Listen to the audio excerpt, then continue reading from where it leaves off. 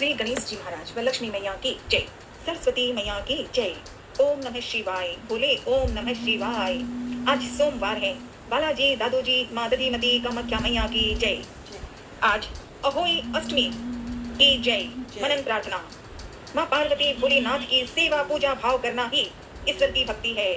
आज अहोई अष्टमी का व्रत है, सभी कर रहे हैं, कोई याद कर रहे हैं। मुझ जैसे को एक बार खाली जय बोलना आए, इतनी भी कृपा कर देना।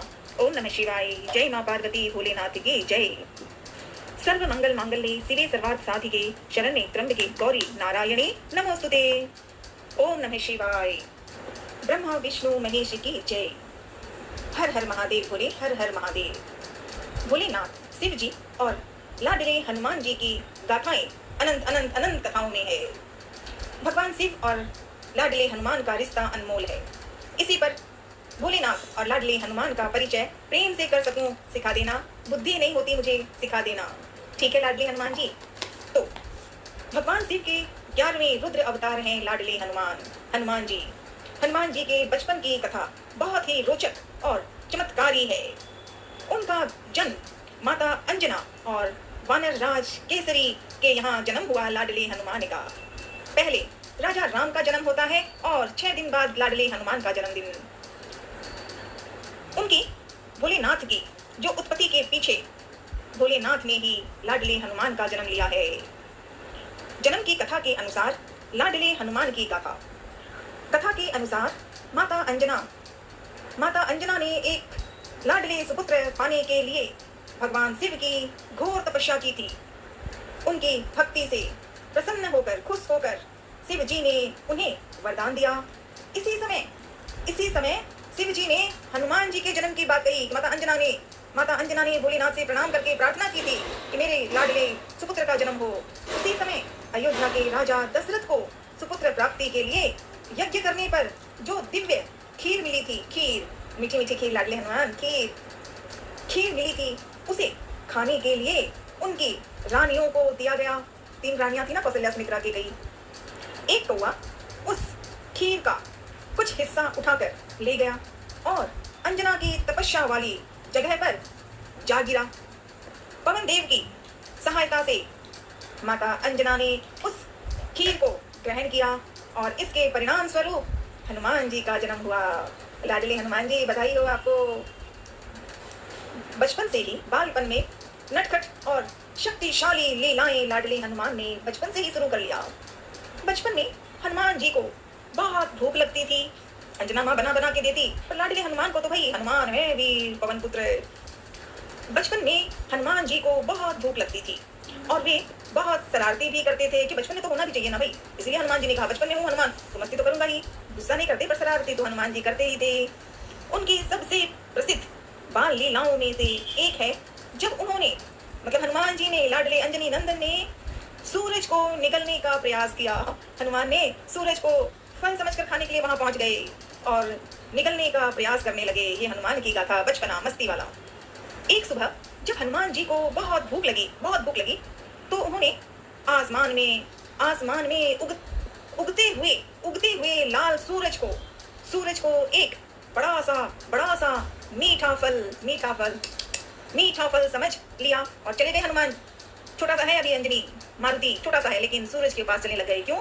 फल खाने की इच्छा है भाई। वे उस फल को खाने के लिए हवा में उड़ चले। जब उन्होंने सूरज को अपने मुंह में रखा तो पूरी दुनिया में अंधेरा छा गया। यह देखकर देवताओं में खलबली मच गई, क्योंकि हनुमान लाडले मारुति नंदन का काम ही था, फल खाने का मन है तो सूरज को ही पकड़ लिया। देवताओं के राजा इंद्र ने हनुमान को रोकने की कोशिश की। उन्होंने अपने वज्र से हनुमान जी पर वार किया, जिससे वे मूर्छित हो गए। हनुमान जी के मूर्छित होने पर पवन देव बहुत क्रोधित हुए, गुस्से में आ गए पिता पवन, और उन्होंने पृथ्वी पर वायु का संचार रोक दिया। इससे सभी प्राणियों ने बेचैनी होने लगी, सब डरने लग गए अब, क्योंकि वायु को ही रोक दिया और वायु ही तो जीवन है हनुमान के। जब ऐसे इंद्र ने जब हनुमान जी पर ऐसा प्रहार किया, वो बेहोश से वही मूर्छित हो गए, तो पवन पुत्र के पिता पवन ने वायु का संचार रोक दिया।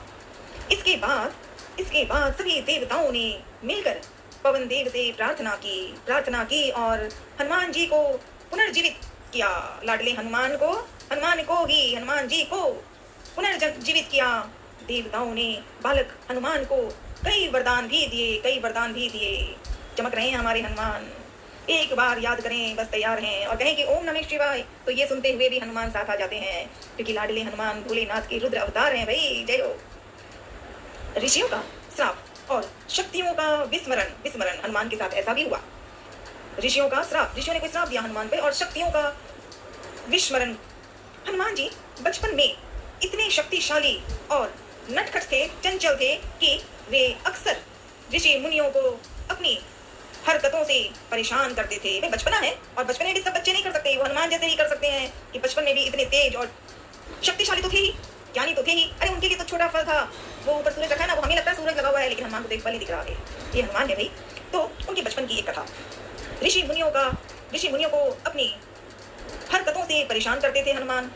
जब उनकी शरारतें असहनीय हो गई तो ऋषियों ने उन्हें एक हल्का श्राप ऋषियों ने दिया, हनुमान जी को दिया ये श्राप के अनुसार हनुमान अपनी शक्तियों को तब तक भूल जाएंगे जब तक कि कोई उन्हें उनकी क्षमताओं की याद नहीं दिलाता। ऋषियों ने कह दिया। इसी श्राप के कारण हनुमान जी को, छोटा सा हनुमान जन्म जब लिया तभी तो शुरू हो गया था आसमान पर चलने वाले हनुमान।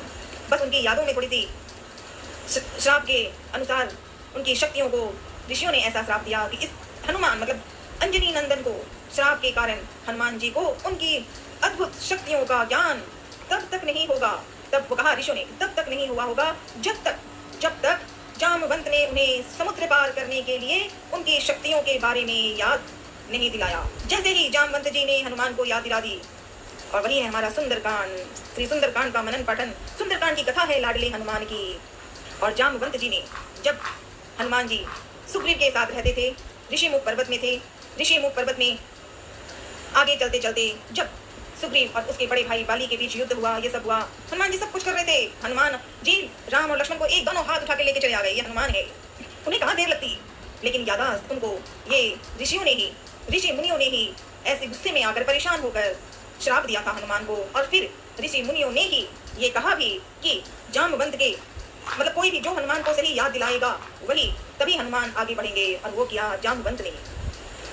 सुंदरकांड का मनन। जामवंत के वचन सुहाए, सुनी हनुमंत हृदय अति भाए।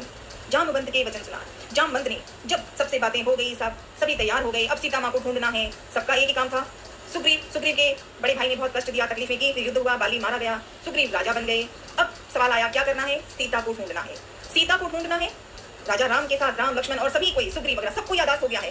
पर हनुमान को बचपन में जो ऋषि मुनियों ने दिया था कि इस हल्का सा श्राप दिया है इस हनुमान को, तो इसे कोई ऋषि मुनि ने कहा था कि कोई ना कोई जब उन्हें याद दिलाएगा तभी उनकी शक्तियों के बारे में हनुमान को सब याद आ जाएगा। और हनुमान की कथाओं में ही सब चिंता कर रहे थे कि अब सीता को कैसे ढूंढेंगे। जामवंत जी ने सुनाया, जामवंत के वचन सुहाए, सुनी हनुमंत हृदय अति भाए। जय हो। और हनुमान जी जैसे ही कहा जामवंत के वचन सुहाए, कहाँ तो छोड़ हनुमान बैठे थे और कहाँ समुद्र पार करके लंका पहुंच गए। लंका पहुंच के सीता माँ को ढूंढना शुरू कर दिया। लंका पहुंची, लंका में सबको देखा, रावण के छोटे भाई विभीषण को देखा। राक्षसी जीवन है लेकिन कितना पवित्र है रावण का छोटा भाई विभीषण। रावण ने इतना बुराई किया, विभीषण ने बहुत कुछ रावण को कहा। जब नहीं माना तो विभीषण भी राम के पास आ गए थे समुद्र किनारे। और जामवंत हनुमान जी की बातें सुनते सुनते हनुमान जी सीधे अशोक वाटिका सीता माँ को ढूंढने आ गए। ये भोलेनाथ के लाडले हनुमान की गाथाएं अनंत है। एक बार हम आंखें बंद करके याद करें। ओम हनुमंती नमः, ओम हनुमंती नमः, ओम नमः शिवाय, ओम नमः शिवाय। हम जो भी कह लें हनुमान सुनते ही खुश हो जाते हैं। भोलेनाथ के रुद्र अवतार हनुमान जी, आपको प्रणाम।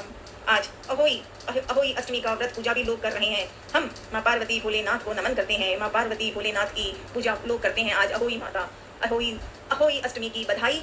भोलेनाथ माँ पार्वती को कोटि कोटि नमन।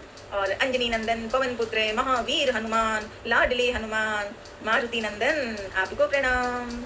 ओम नमः शिवाय बोले, ओम नमः शिवाय, ओम नमः शिवाय बोले, ओम नमः शिवाय। हर हर महादेव बोले, हर हर महादेव।